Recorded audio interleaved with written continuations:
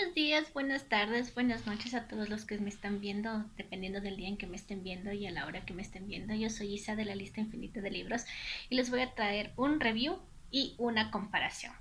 Bueno, ¿de qué se trata este video más o menos? Voy a hablar de un libro que acabo de leer y voy a hablar de otro libro que leí hace mucho tiempo, pero que trata más o menos de lo mismo. Entonces comencemos con el libro que recién leí.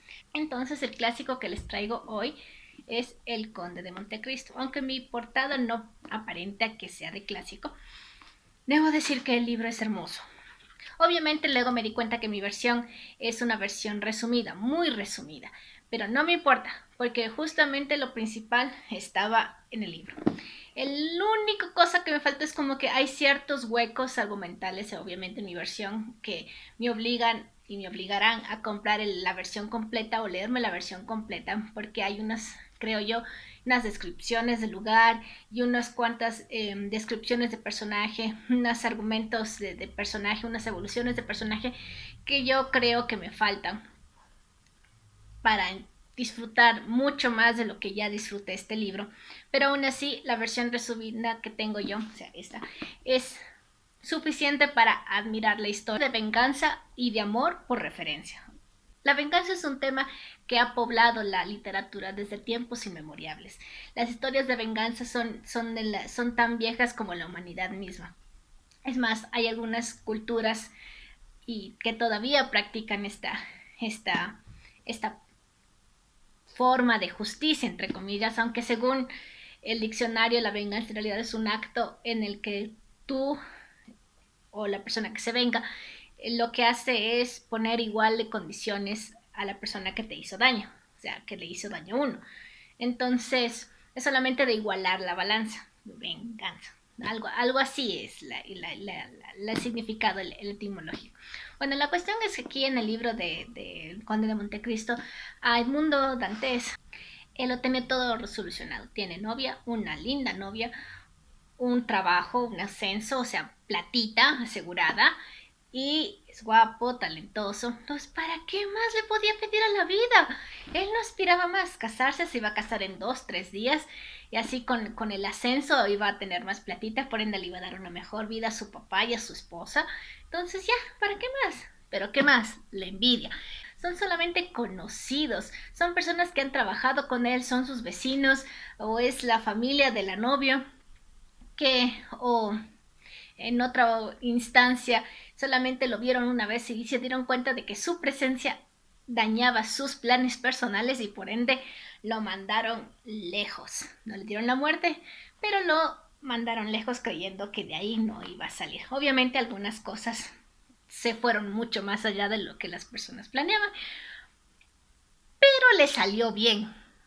Ahora, el mundo obviamente ya razonando, porque al señor se le demoró la ruedita del cerebro, de su hámster cerebral, en dar con las personas que le hicieron esto, después de unos cuantos años de su castigo, después de algunos años de ese castigo, regresa y los hace pagar uno a uno. Los acaba de una forma tan personal y tan brillante que a uno esa venganza le satisface. Uno es como que espera verlos sufrir, ¿no?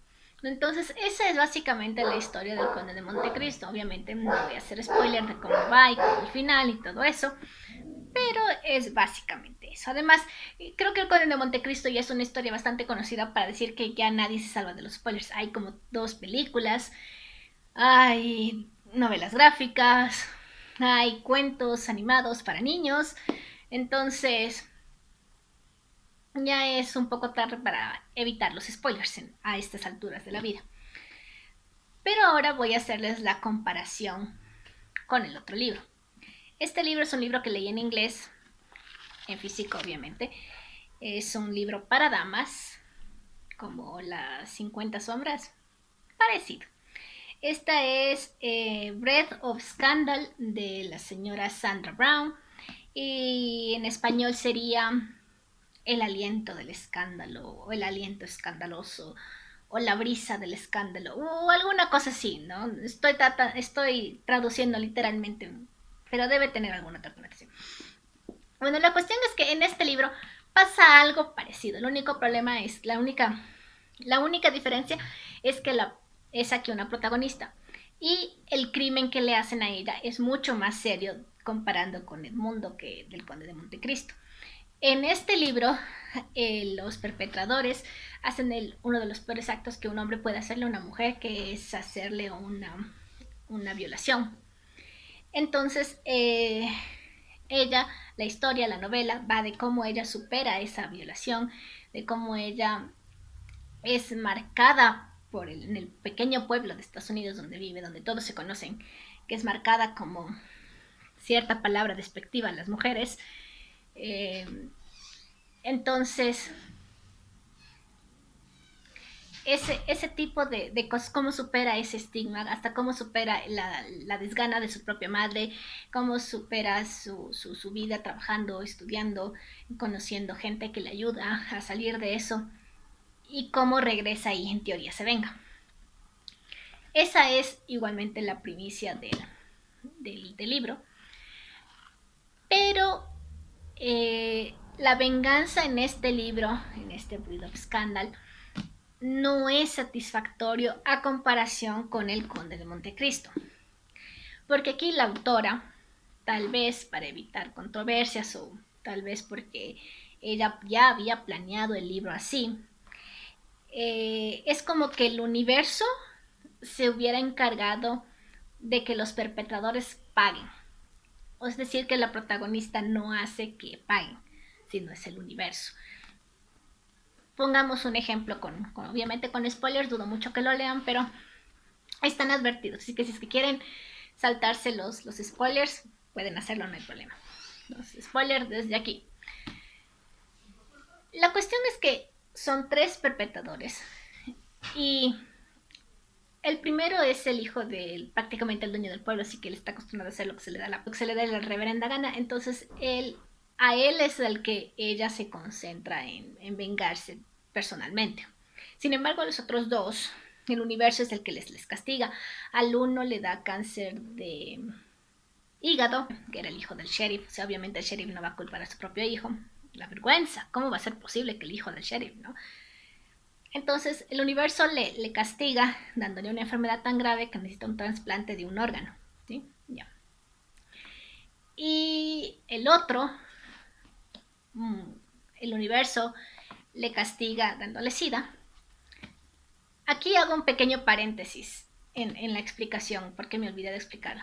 Tanto este libro como este libro tienen una representación LGBT+.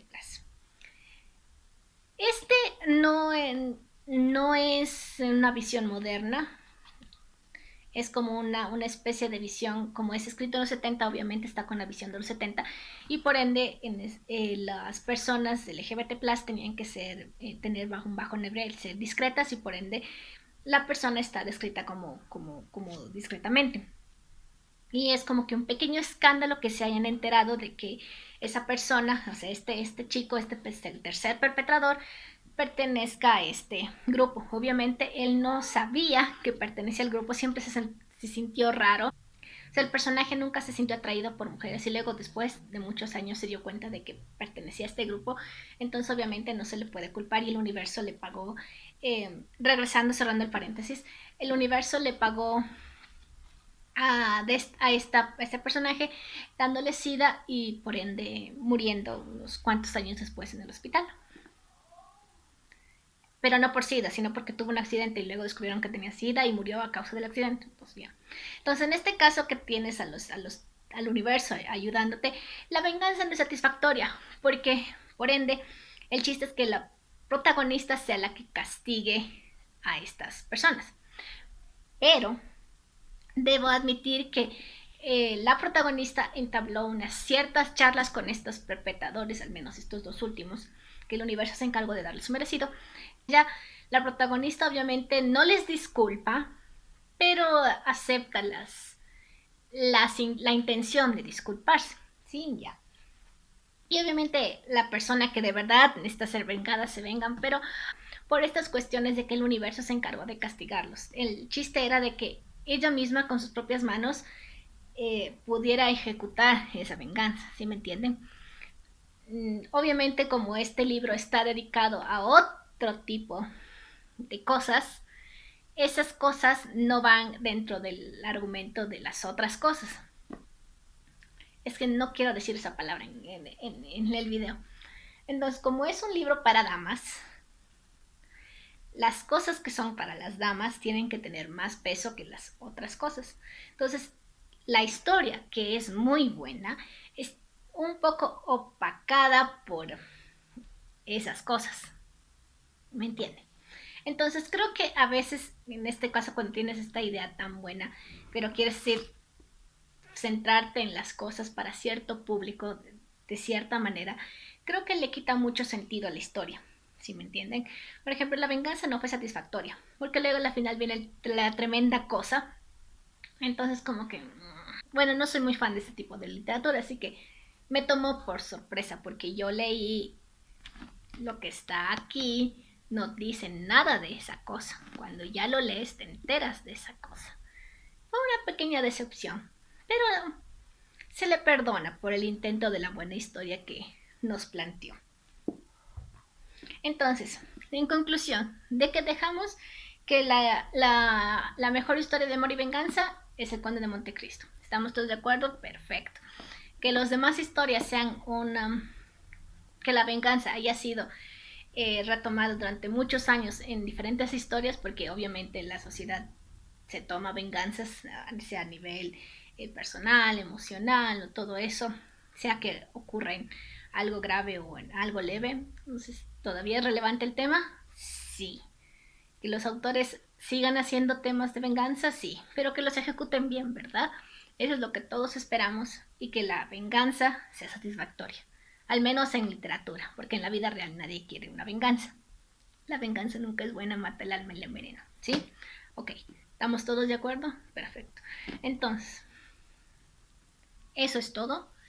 Eso es todo. Nos vemos otro video en otro libro y nos vemos.